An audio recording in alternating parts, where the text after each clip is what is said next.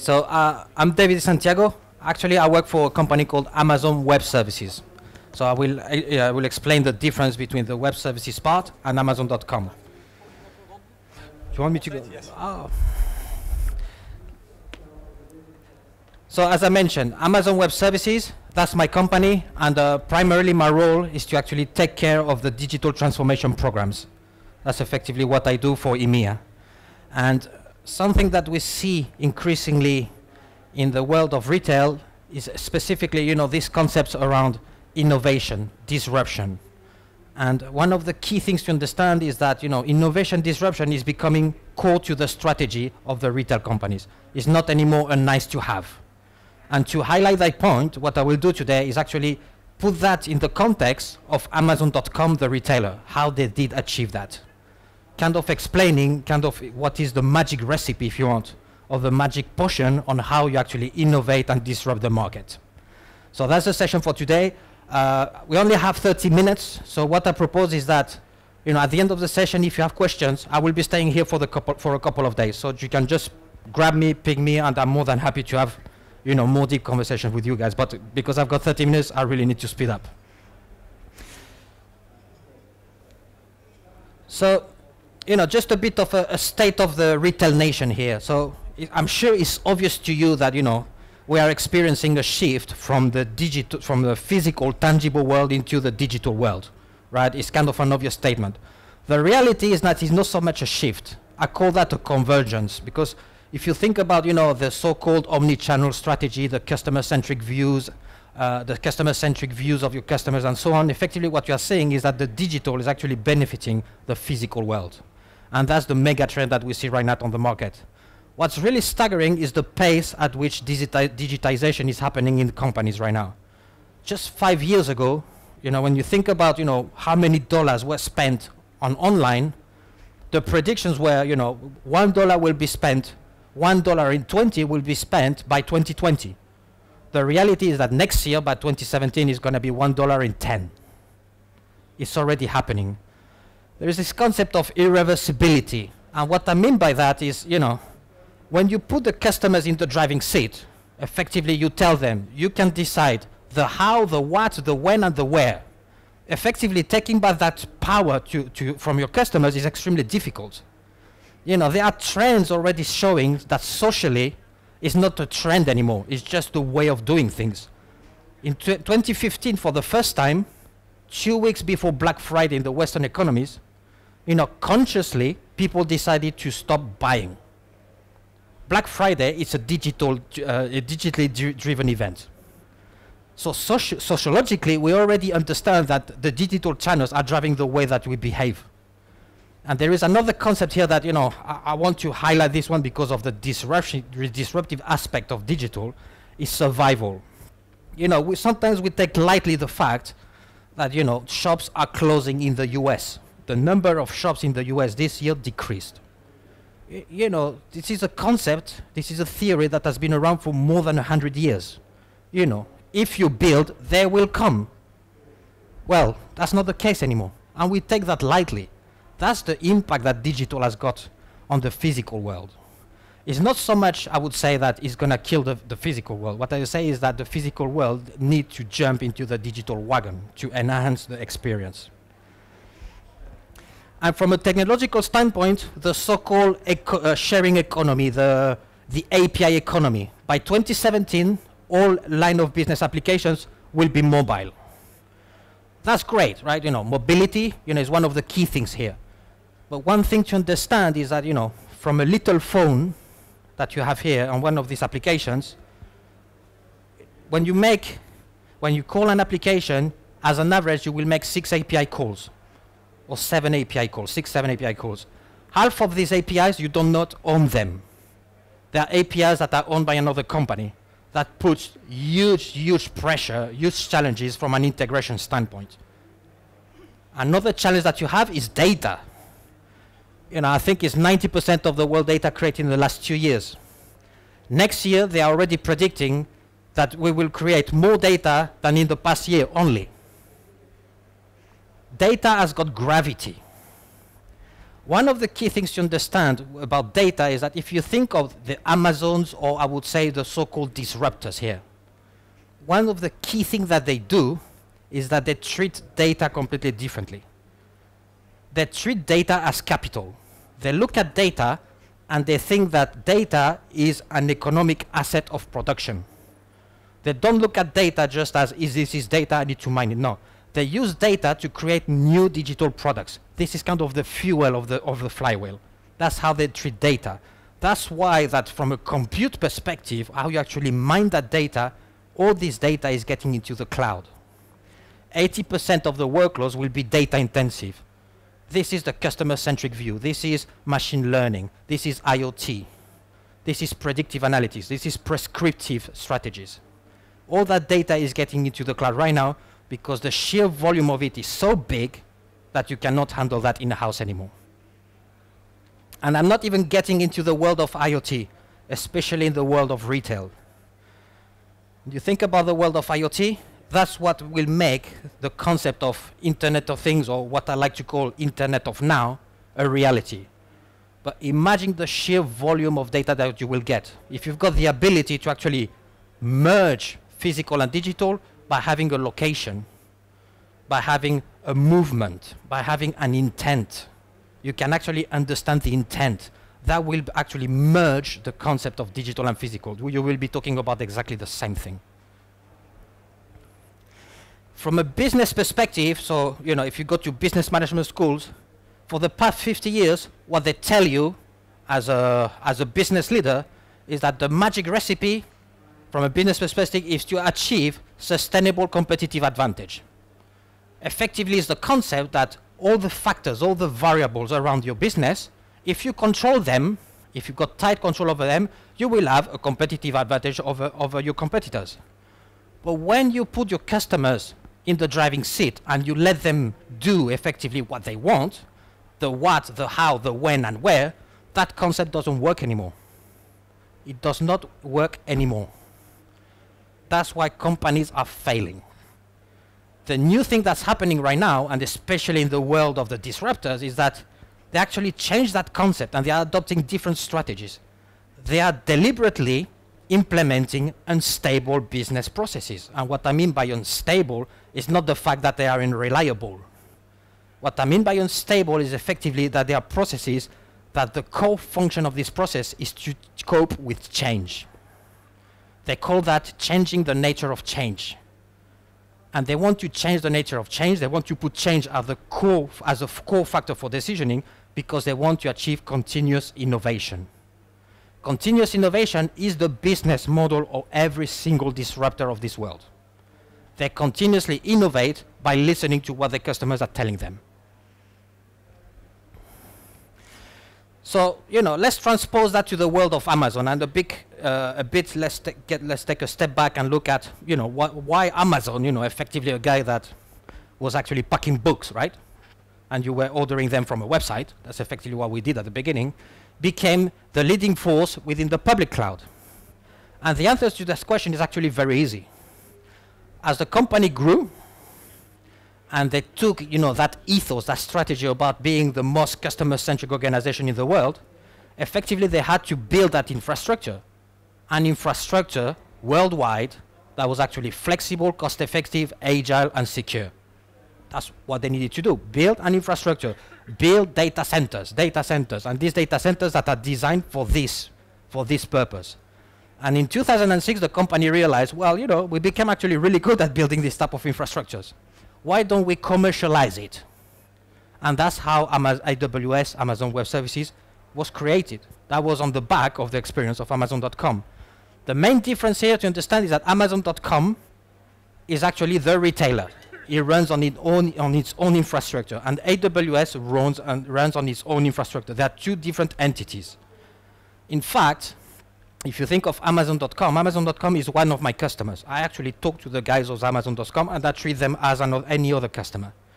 In fact, Amazon.com, AWS was created in 2006. The last web server of Amazon.com was migrated to AWS in 2010. It took them 4 years to migrate them. Obviously, the fleet of servers is serious when you talk about Amazon, right? But you know, to make sure that there is a clear distinction here, Amazon.com is my customer. I treat them exactly the same way that any other of the million active customers that we have right now. So for those who are familiar with the IT world, so the Gartner Magic Quadrant, kind of the Bible of IT, if you want to know what this company and how it benchmarks or compares with others, this is the one from last year, Infrastructure as a Service. One of the interesting things here is that, you know, you've got 15 vendors effectively that are compared. Amazon Web Services, top right corner, that's where you want to be. But the statement that is staggering to me is that if you combine the remaining 14 vendors, you combine them and you multiply that by 10, you get the size of an AWS. That tells you the scale right now of operations. Just to put that in context, so let's imagine Amazon.com when it was a $7 billion company. That's how much server capacity we add every day in our infrastructure. Every single day. I've got customers that can launch clusters of 15,000 cores on a daily basis to do Monte Carlo simulation or all sorts of things. I've got customers that increase their web server fleet by a 10-fold or a 20-fold for Black Friday, for Christmas. And a day later, it comes down to 100 servers. That's, you know, that's the ethos behind Amazon Web Services. It's a kind of this elasticity around the platform. I'm not going to get into the detail of this. So, you know, effectively, when you think about the public cloud actually is a very young technology, but it's growing so fast. 6 years ago, we had basically 3 services, or 3, 4, 5 services. Core services. You can store, storage, compute, right? Compute power, and some of them have some database, you know, type of functionalities. Nowadays, more often than ever, what I see is companies closing their data centers and running everything on AWS. That's how deep the portfolio of services that we have right now. From network to analytics to deployment, databases, machine learning, IoT, everything that you want is actually available on AWS right now. And just to finish on AWS here, so kind of the global footprint. We have actually right now 11 regions. So, you know, a region effectively for you is just a geographical location. Within the regions, what you have, you've got different zones, and within these zones, you've got different data centers. One of the key things to understand here is that, you know, you are talking effectively to an API. And, you know, as a retailer, if you are thinking of global expansion, it's really easy to open operations in Frankfurt or in London, and within one day, create the same exact operation in Asia. I've seen that times and times and times again in retail. One of the examples, for instance, is Kurt Geiger. Kurt Geiger open operation in Asia in 3 hours. Why? Because you are talking to an API. Providing a location saying, I want this infrastructure running now in Singapore, is basically changing one variable on your script. Extremely powerful. But back to the core subject here. So, you know, how Amazon is innovating, right? And how they're using AWS for that. So one of the key things to say here is that actually innovation is not easy. It's actually extremely hard. And for a simple reason is that you don't know in advance what your customer wants. And that's the reality. You know, to quote one of the famous sentences or famous quotes from Henry Ford when he created the Model T, is that if I would have asked my customers what they wanted, they would have told me that I want fastest horses, right? And that's true. And especially in the world of retail, one of the main difficulties in the world of retail, when I talk to the different customers, effectively, yes, I want to innovate. Yes, I want to be more customer-centric. Yes, I want to mine my data. Yes, I want to, you know, be more omni-channel, multi-channel thing. That's fine, but, you know, where do I start? Right? I mean, you know, this is the typical shopper journey. Where do I start? And what, you know, what impact will I have if I actually put all my budget within the store experience compared to the online experience? So that's extremely hard. They have 2 options here. The first option, and the obvious one, is the ostrich option. I bury my head in the sand and I don't do anything. I mention that because, you know, it is happening. You know, that's the concept at the beginning about survival. I just want to warn you about that because I say it times and times again. So just from a web front perspective, right, if you don't do anything, the reality right now is that, you know, if you don't do anything and you provide a poor experience to your customers, well, you're going to lose the transaction. I don't remember the number, 72% here. That's just the beginning of the story. If you lose the transaction, you will lose your customer, more likely. If you lose your customer, actually, I'm just thinking of myself. If actually I'm in a website that sucks, I won't go back to that website, and I'm more likely to actually slash that website. On it. If I've got a good experience, that's what I expect. I'm not going to boast about it. Right? But if I've got a bad experience, the social impact will be much, much greater.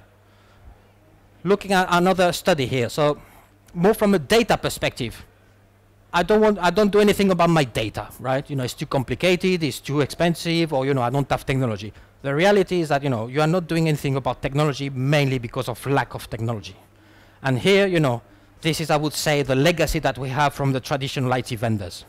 The licensing problems, the cost, the rigidity, the fact that, you know, if you want to do something, you need to have a truck with tons and tons of servers to do something, to do a test, right? That just doesn't work. The problem with the data is that, you know, effectively, data has got gravity. So we've been used to actually structure data in a way, and we structure data in such a way that's actually really hard to expand it. So that's why we are always talking to the same data and to all data. That's why, you know, the concept of being prescriptive, real-time, is extremely hard because of the technologies that we've been buying over time. IT has been a constraint in that sense. Just to put things in the perspective from Amazon here, every 100 milliseconds delay of the website costs 1% of sales. 1% of sales at Amazon.com scale, that equates more or less my salary. No, I'm joking. No. So, you know, it's real. You know, it's not just like a buzz of saying your website needs to be fast, provide good experience or whatever. It's got real impact. We are measuring that. This is one of the drivers behind Amazon.com. We measure that every single day, every single interaction, every single session. And just to finish on a positive note here, I like to quote Vince Lombardi. You know, if you aren't fired with enthusiasm, it's more likely that you will be fired with enthusiasm. And I see that increasingly happening in companies. Right? Not doing anything is not anymore an option. So if you want to do something, and I mentioned that, you know, IT basically is the constraint here. And effectively, you know, when I talk about digital transformation, sometimes people think it's overly complicated. I like to put that in kind of simple terms, right? It's how you move away from where people behave the way computers work toward the world where computers work the way people behave. And you actually don't care whatsoever what the computer is doing, as long as it's doing what you want him to do. That's what the clouds brings you. So what's the magic recipe? And I had to condensate it to a maximum, right? But effectively, if you think about the three things that Amazon.com does extremely well when it comes to innovation, is these 3 points. They experiment frequently. I would actually argue that they don't experiment frequently. They experiment always. Amazon.com, it's a live laboratory. They are testing everything every single time and measuring it every single time. That's what they do. They experiment. They measure, improve, and iterate. I will get into the detail of that, but, you know, as you test, testing is great, but if you don't get the feedback from your customers and you actually don't improve and iterate, you're not doing anything.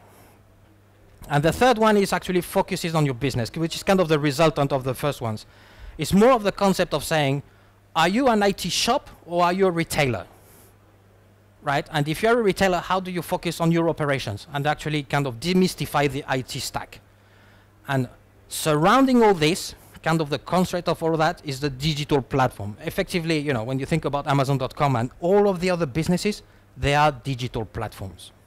They are digital platforms that provide an easy connection, that creates a magnet, the network effect, and that facilitates transactions. extremely clever at understanding what's the next best action, the next best recommendation. That's effectively, if you try to summarize what a digital platform is that. So experiment frequently. The problem with experimentation effectively is the cost of failure. Why companies haven't been experimenting more is not because, people in those companies are not clever and don't have ideas. We all have got ideas. We all want to test things. The problem is the cost of failure. And how you lower it, that's what Amazon did by creating an infrastructure that provides elastic capacity. Effectively, elastic capacity is a concept of, at Christmas, I need 50,000 servers. I've got them on the spot. I don't have it next year. And when it's finished, when it's the 2nd of January, I can go down to 10 servers. It's completely transparent to me. I don't need to create a data center that will be underused for 90% of the year. The second concept is here is no capex, so everything opex. It's everything, kind of the model that you don't need to make heavy front. Hello?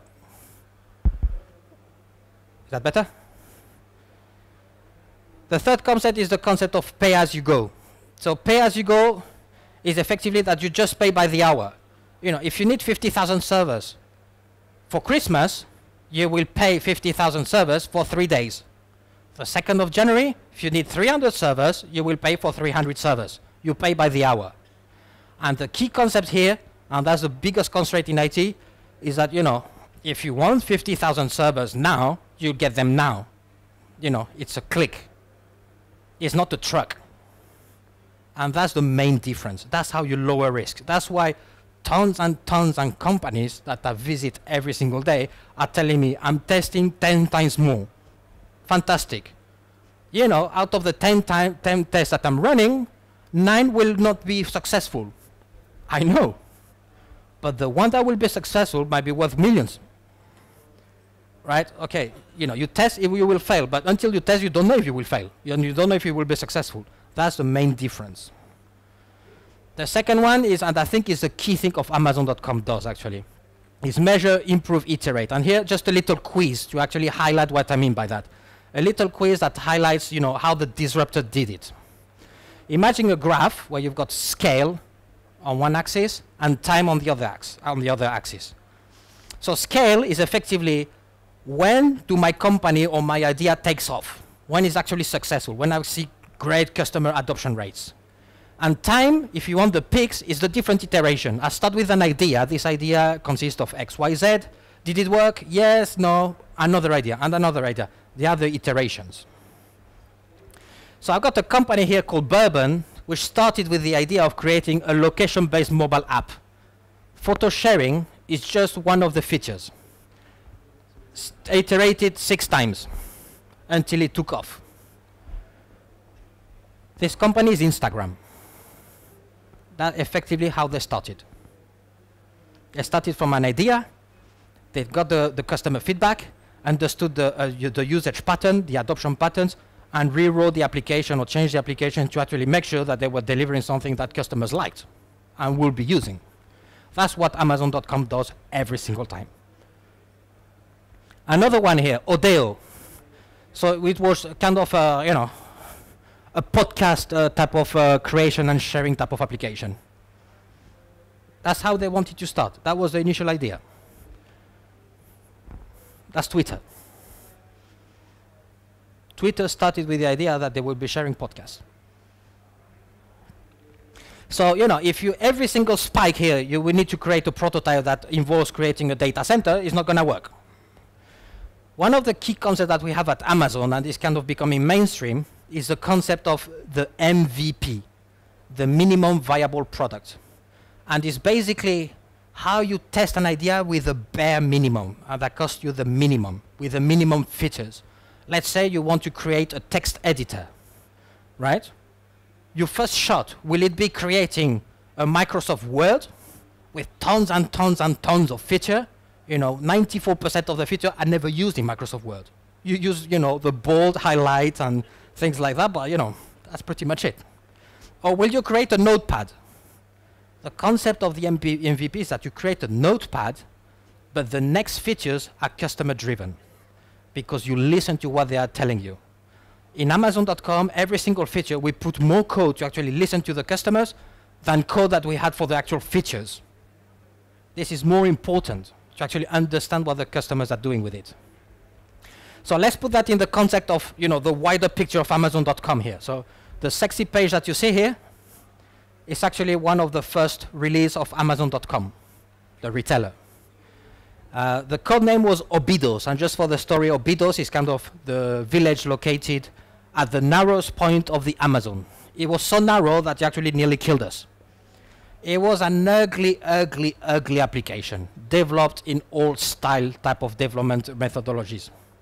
So it was basically an application. It was all plumbing together and putting things on top and on top and on top and on top. For the techies of the room here, it was taking us approximately 18 hours to compile that monolith, that big ugly thing. 18 hours to compile it. So if you've got an idea, you need to wait 18 hours, and all the other teams need to wait 18 hours, it's not going to work. The actual size of the executable was 1.3 gigs. Completely unusable. And I'm talking back 2003 here. Eh? So what we decided is actually we're going to decide this big ugly guy, and we actually kind of like try to break it down into different smaller pieces. Here, there's a concept of loose coupling. Effectively, what you're talking about here is the concept of microservices. And microservices, it might sound complicated, whatever. Effectively, it's really simple. You've got a very small team that acts as a startup. It acts as a startup, and this small team only is dedicated at doing one thing, but doing it extremely well. And you give freedom to that team. You tell them, you need to innovate. You need to have ownership. So I give you the freedom of the tools. So one microservices one might be using a Java stack, another one might be using a .js stack, and another one might be using a NoSQL technology, and another one might be using a relational database. You don't care. Because when you give ownership to your teams, and your teams are small, effectively what you see is that the output is much greater. That's one of the key things about microservices. That's why microservices is becoming mainstream. When you look at Amazon.com here, a single page is effectively composed of 250 microservices. Microservices, small teams. The big advantage of microservices is that the blast radius is reduced. So if something blows up here, it doesn't impact the rest.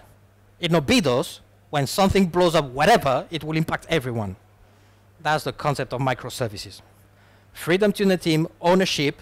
And ownership is important because what you see is that internally the teams have got a lot of pride, and you don't want to be the one that gets pointed out and needs to go and fix something on a Sunday at 2 o'clock in the morning.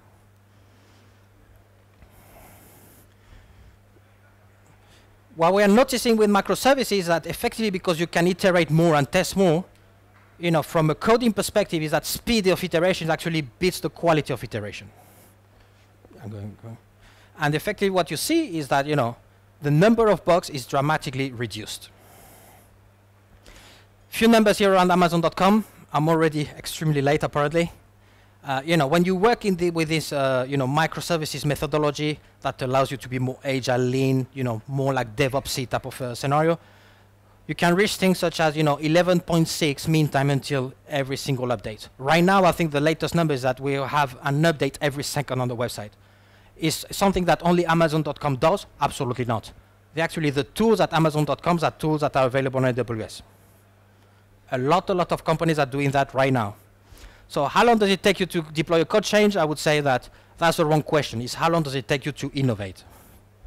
And the last one is focus on your business. And here I just want to mention one thing. So, mentioning a customer, one of our customers, Nike Plus. Nike Plus uses AWS, and actually when they describe AWS and the fact that they focus on the business, they use these three things.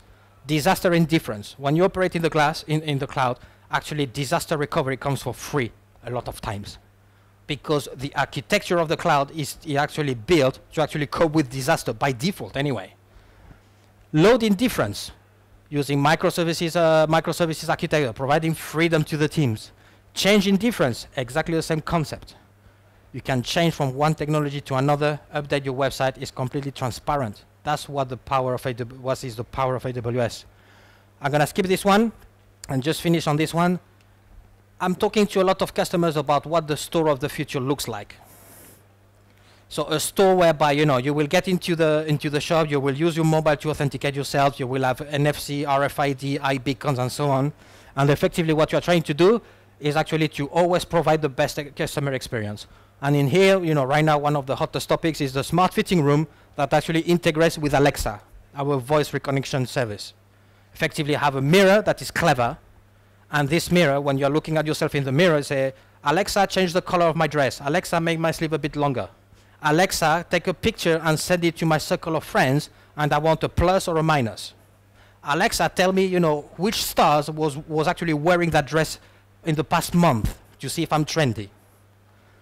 One of the key things here, so, you know, it's kind of like the predictive analytics, the reporting, the fact that you are using data streams, effectively are using technology such as data lakes and things like that.